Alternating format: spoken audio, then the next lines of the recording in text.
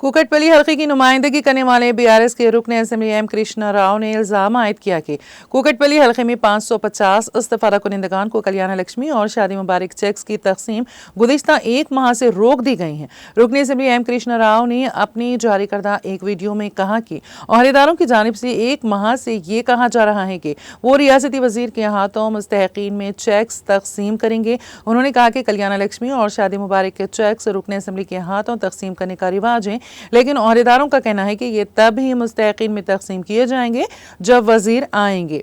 रुकन assembly M Krishna Rao ने इंतबाह दिया है कि अगर कल सुबह 11 बजे तक मुस्तहकीन में चेक्स तकसीम नहीं किए गए तो हम MRO ऑफिस के करीब धरना देंगे।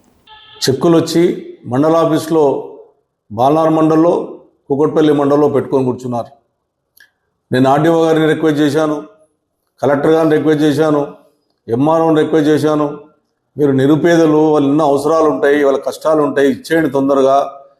అలాట్మెంట్ వచ్చిన తర్వాత 24 గంటల్లో ఇచ్చేటటువంటి సంస్కృతి ఇప్పటిదాకా ఉండేది. ఆ కళ్యాణ లక్ష్మి చెక్కులు దగ్గర పెట్టుకొని మంత్రి వస్తాడు, మంత్రి వచ్చినాక ఇస్తాడన్నటువంటి చెప్పుకుంటా దాటేస్తూ ఉన్నారు.